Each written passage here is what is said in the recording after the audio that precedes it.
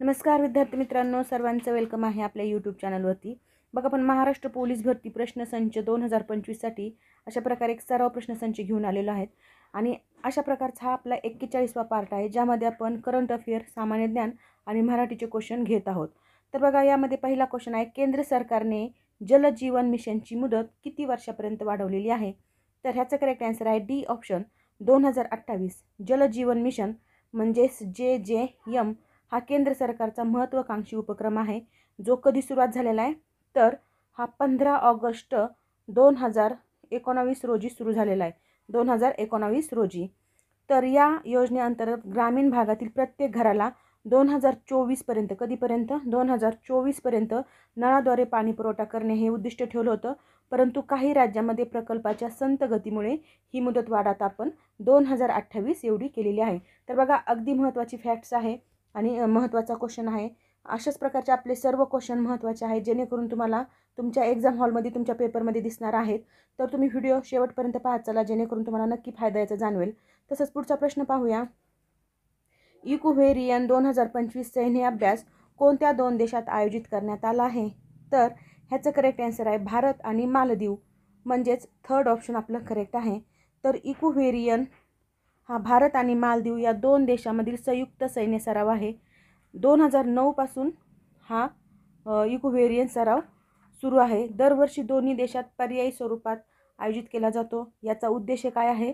तर आंतरराष्ट्रीय सुरक्षेसाठी दोन्ही देशातील लष्करातील सहकार्य वाढवणे आणि दहशतवादाविरोधी मोहीम आहेत तर त्या प्रभावीपणे हाताळणे. तसंच मालदीव हे भारताच्या जवळचा शेजारी असून हिंदी महासागर क्षेत्रातील महत्त्वाचा देश आहे. पुढचा प्रश्न आहे, बार्ट डी वेबर यांची कोणत्या देशाच्या पंतप्रधानपदी निवड झाली? तर ह्याचं करेक्ट आन्सर आहे बेल्जियम, म्हणजेच फोर्थ ऑप्शन. तर बघा, बार्ट डी वेबर हे बेल्जियममधील एक प्रमुख राजकीय नेते आहेत. ते न्यू फ्लेमिश अलायन्स म्हणजेच NVA या पक्षाचे नेते आहेत. तसंच बेल्जियमच्या फ्लेमिश भागात त्यांची लोकप्रियता जास्त आहे. सध्याचे बेल्जियमचे पंतप्रधान कोण आहेत जर असं विचारलं तर ते आहेत अलेक्झांडर डी क्रूग. तर बघा, अशा प्रकारे किती करंट अफेअरचे इम्पॉर्टंट क्वेश्चन आपण इथे कव्हर केलेले आहेत. तसंच पुढचा प्रश्न आहे, गुजरात राज्य सरकारने समान नागरी कायद्याचा मसुदा तयार करण्यासाठी कोणाच्या अध्यक्षतेखाली समिती स्थापन केली आहे? तर ह्याचं करेक्ट आन्सर आहे न्यायमूर्ती रंजना देसाई, म्हणजेच ए ऑप्शन आपलं इथे करेक्ट आहे. गुजरात सरकारने समान नागरी कायदा म्हणजेच समान नागरी संहिता, युनिफॉर्म सिव्हिल कोड UCC लागू करण्यासाठी एक समिती स्थापन केली आहे. आणि या समितीचे अध्यक्षपद न्यायमूर्ती रंजना देसाई हे कोण आहेत? तर एक निवृत्ती न्यायाधीश सर्वोच्च न्यायालयाचे यांच्याकडे सोपवण्यात आलेला आहे. तसंच समितीचा उद्देश काय आहे? तर विविध धार्मिक गटासाठी समान नागरी कायदा लागू करण्याच्या शक्यतांचा अभ्यास करणे हा आहे. तसंच न्यायमूर्ती रंजना देसाई जम्मू काश्मीर परिसीमन आयोगाच्या अध्यक्षपदी देखील कार्यरत होते. तसंच पुढचा प्रश्न आहे आपला, 38व्या राष्ट्रीय क्रीडा स्पर्धेमध्ये महाराष्ट्राच्या महिला संघाने योगासनात कोणते पदक जिंकले आहे? तर ह्याचं करेक्ट आन्सर आहे सुवर्ण पदक, म्हणजे सी ऑप्शन आपलं इथे करेक्ट आहे.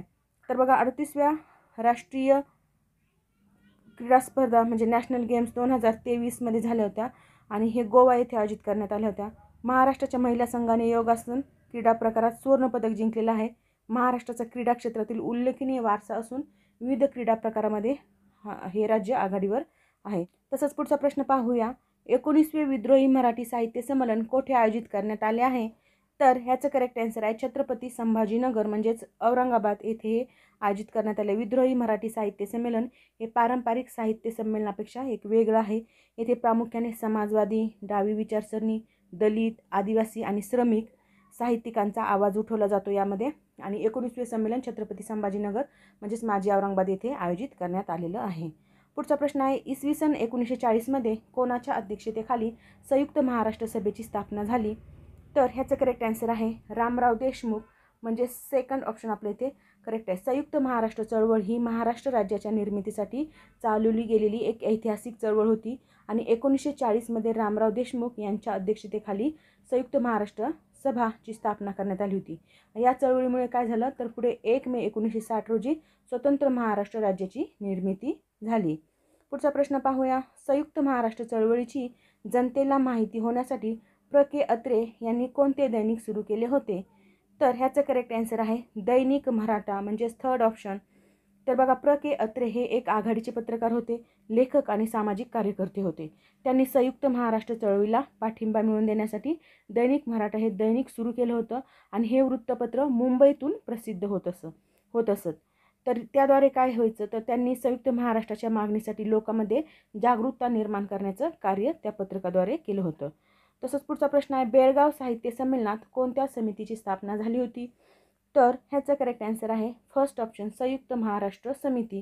तर बघा 1946मध्ये बेळगाव येथे झालेल्या मराठी साहित्य संमेलनात संयुक्त महाराष्ट्र समितीची स्थापना झाली आणि या समितीचा उद्देश काय होता, तर मराठी भाषिक प्रदेशामध्ये एकत्रीकरण आणि संयुक्त महाराष्ट्राची निर्मिती करणे हा होता. तसंच बेळगाव, कारवार, निपाणी हे गावे महाराष्ट्रात समाविष्ट करण्याच्या मागणीवर देखील या समितीने भर दिला होता. पुढचा प्रश्न आहे, 1 मे 1960 रोजी महाराष्ट्र राज्य कोणाच्या हस्ते निर्मिती सोहळ्याचे उद्घाटन कोणाच्या हस्ते करण्यात आले, असा प्रश्न आहे हा.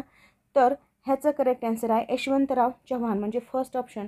तर बघा 1 मे 1960 रोजी महाराष्ट्र आणि गुजरात अशी 2 स्वतंत्र राज्य निर्माण झाली होती आणि महाराष्ट्र राज्याच्या स्थापनेचे उद्घाटन सोहळा मुंबईतील शिवाजी पार्क येथे पार पडला होता आणि पहिले मुख्यमंत्री जे होते यशवंतराव चव्हाण त्यांच्या हस्ते हा उद्घाटन सोहळा पार पडला होता. मग राज्यपाल कोण होतं त्यावेळेस, तर श्री प्रकाश हे राज्यपाल होते. तसंच मुंबई महाराष्ट्रात राहील यासाठी संयुक्त महाराष्ट्र समितीने मोठं आंदोलन देखील उभारलं होतं. पुढचा प्रश्न पाहूया, संयुक्त महाराष्ट्र परिषदेचे अध्यक्ष कोण होते?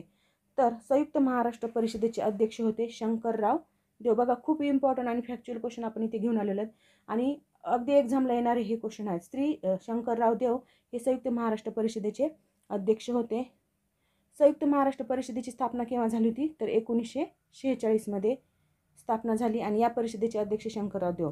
तसंच संयुक्त महाराष्ट्राच्या मागणीसाठी विविध राजकीय पक्ष आणि संघटना देखील एकत्र आणणे ह्या परिषदेचं काय होतं, तर उद्दिष्ट होतं. ही परिषद संयुक्त महाराष्ट्र समितीच्या स्थापनेसाठी एक प्रेरणादायी परिषद ठरली होती. पुढचा प्रश्न आहे, ढाकणा कोलकाज अभयारण्य कोणत्या जिल्ह्यात आहे? तर ढाकणा कोलकाज अभयारण्य हे अमरावती जिल्ह्यात आहे, म्हणजे फर्स्ट ऑप्शन आपल्या इथे करेक्ट आहे. ढाकणा कोलकाज अभयारण्य महाराष्ट्रातील अमरावती जिल्ह्यात स्थित असून हे मेळघाट व्याघ्र प्रकल्पाच्या अगदी जवळ आहे. येथे विविध प्रकारच्या वन्यजीवांचा वास देखील आहे. विशेषतः हरिण, बिबट्या आणि विविध पक्ष्यांचे प्रकार इथे आपल्याला दिसून येतात. पुढचा प्रश्न पाहूया, महाराष्ट्रातील कोणत्या जिल्ह्यात नवेगाव राष्ट्रीय उद्यान वसलेलं आहे? तर नवेगाव राष्ट्रीय उद्यान गोंदिया जिल्ह्यात वसलेलं आहे, म्हणजे थर्ड ऑप्शन आपले इथे करेक्ट आहे. हे उद्यान नवेगाव बांध तलावाच्या जवळ आहे आणि तिथे नवेगाव सफारी पार्क देखील आहे. तसंच हे उद्यान पक्षी निरीक्षकासाठी प्रसिद्ध आहे. तसंच महाराष्ट्रातील एक प्रमुख अभयारण्य म्हणून याची ओळख आहे. पुढचा प्रश्न पाहूया, खालीलपैकी कोणते तळे चंद्रपूर जिल्ह्यात नाही? तर चंद्रपूर जिल्ह्यात नसणारं तळे आहे नवेगाव. तर बघा ताडोबा, घोडझरी आणि असोलामेंढा हे तिन्ही पण चंद्रपूर जिल्ह्यात आहे. फक्त नवेगाव हे चंद्रपूर जिल्ह्यात नाही, तर हे कुठे आहे, गोंदिया जिल्ह्यात आहे. पुढचा प्रश्न पाहूया, खालीलपैकी कोणत्या जिल्ह्यात संरक्षण साहित्य निर्मितीचा कारखाना नाही? तर संरक्षण साहित्याच्या निर्मितीचा कारखाना धुळे जिल्ह्यात नाही, म्हणजे फोर्थ ऑप्शन आपले ते करेक्ट आहे. तर नागपूर, चंद्रपूर आणि भंडारा या तिन्ही जिल्ह्यात अशा प्रकारे कारखाने आहेत. महाराष्ट्रातील संरक्षण साहित्य निर्मिती केंद्र कुठे कुठे आहेत? तर नागपूरमध्ये आहे, त्याचं नाव आहे ओरडन्स फॅक्टरी अंबाझरी OFA. तसंच चंद्रपूरमध्ये जे आहे तिचं नाव आहे मध्य भारतातील प्रमुख आयुध निर्माण कारखाना आणि भंडारामध्ये जे आहे ते उच्च स्फोटक पदार्थ निर्मिती केंद्र आहे. फक्त धुळे जिल्ह्यात असा कोणताही संरक्षण कारखाना नाही, म्हणजेच आपलं फोर्थ ऑप्शन इथे करेक्ट आहे. तर बघा महाराष्ट्रात सर्वात कमी वनाखाली डॅश डॅश या विभागात क्षेत्र आहे. तर ह्याचं करेक्ट आन्सर आहे मराठवाडा. तर बघा मराठवाड्यामध्ये वनाचं क्षेत्र खूप कमी आहे. विदर्भामध्ये सर्वाधिक वनक्षेत्र आहे, त्याच्यामध्ये ताडोबा, पेंच आणि मेळघाटमध्ये. तर हे सर्वाधिक वनक्षेत्र म्हणून गणलं जातं विदर्भ. तसंच कोकण जे आहे त्याला आपण कोकण पण म्हणतो किंवा कोकण हा खरा शब्द आहे. घनदाट आणि पावसाळी जंगले आहेत, जे की सह्याद्री पर्वताच्या पश्चिमेकडे हे अशा प्रकारे कोकणचा भाग येतो. आणि नाशिक विभाग जे आहे तर नाशिक विभागामध्ये मध्य प्रमाणात जंगल आहे. मराठवाड्यामध्ये सर्वात कमी वनक्षेत्र आहे. यामध्ये कोणते कोणते जिल्हे येतात? तर बघा औरंगाबाद म्हणजे छत्रपती संभाजीनगर, जालना, परभणी, लातूर, बीड हे अशा प्रकारे जे जिल्हे येतात यामध्ये वनक्षेत्र अगदी कमी आहेत वन तर ते कोणते आहेत? काटेरी वन किंवा झुडपे आहेत. तसंच पुढचा प्रश्न पाहूया, जगी सर्वसुखी असा कोण आहे? हे मराठीचे क्वेश्चन आहे आपला, जे की आपण सांगितल्याप्रमाणे मराठीचे पण आपण इथे क्वेश्चन कव्हर केलेले आहेत. तर बघा पहिलाच क्वेश्चन आहे, जगी सर्वसुखी असा कोण आहे, या वाक्यातील काळ खालीलपैकी कोणता ते सांगा. तर ह्याचं करेक्ट आन्सर आहे फर्स्ट ऑप्शन वर्तमान काळ. तर बघा जगी सर्वसुखी असा कोण आहे, हा इथे एक प्रश्नचिन्ह दिलेला पण आहे आणि प्रश्न विचारलेला आहे याच्यामध्ये. तर हे येतं वर्तमान काळात, कारण हे वाक्य सदा वर्तमान, सदा सर्व काळ, सर्व समाजाला लागू पडणारं वाक्य आहे, म्हणून इथं साधा वर्तमान काळाचा उपयोग झालेला आहे. पुढचा प्रश्न पाहूया. पुढीलपैकी कालवाचक क्रियाविशेषणाचा प्रकार कोणता. तर कालवाचक, त्याच्यामध्ये आपल्याला कालावधी दिसून आलेला पाहिजे. तर अशा प्रकारे क्रियाविशेषणाचा प्रकार कोणता आहे, तर ह्याचं करेक्ट आन्सर आहे आवृत्ती दर्शक. हे बघा, गती, निश्चय दर्शक आणि स्थिती दर्शक हे काय कालवाचक नाही. फक्त आवृत्ती म्हणजे फिरून फिरून किंवा वारंवार, पुन्हा पुन्हा, हे काय कालवाचक क्रियाविशेषणाचे आवृत्तीवाचक उपप्रकारामध्ये मोडतात. त्यामुळे आपलं फर्स्ट ऑप्शन इथे करेक्ट आहे. पुढचा प्रश्न पाहूया. जे शब्द नामांना किंवा सर्वनामांना जोडून येतात व वाक्यातील शब्दांचा संबंध दाखवितात त्यांना डॅश डॅश म्हणतात. तर ह्याचं करेक्ट आन्सर आहे शब्दयोगी अव्यय, म्हणजेच थर्ड ऑप्शन आपलं करेक्ट आहे. नामाला किंवा सर्वनामाला वाक्याशी जोडण्याचं काम ते करत असतात, म्हणून आपलं इथे शब्दयोगी हा पर्याय करेक्ट आहे. नेक्स्ट क्वेश्चन आहे, पुढीलपैकी कोणते अव्यय उभयान्वयी अव्यय आहे. तर उभयान्वयी अव्यय आहे अथवा, म्हणजे फर्स्ट ऑप्शन. तर बघा, अथवा हे विकल्पदर्शक उभयान्वयी अव्यय आहे. तर देखील, पुढे, बद्दल हे शब्दयोगी अव्यय आहेत. नेक्स्ट क्वेश्चन पाहूया. मी शाळेत जाणार नाही कारण मला ताप आला आहे, हे कोणत्या प्रकारचे वाक्य आहे. तर हे मिश्र वाक्य आहे, कारण मी शाळेत जाणार नाही कारण दिले. मिश्र वाक्य आहे, कारण दर्शक उभयान्वयी अव्ययाने जोडलेलं असल्यामुळे हे कसं आहे, तर मिश्र वाक्य आहे. तर बघा मित्रांनो, अशा प्रकारे इथे आपण 21 क्वेश्चन घेतलेले आहेत, ज्यामध्ये करंट अफेअर, GS आणि तुमचं मराठीचे क्वेश्चन कव्हर केलेले आहेत.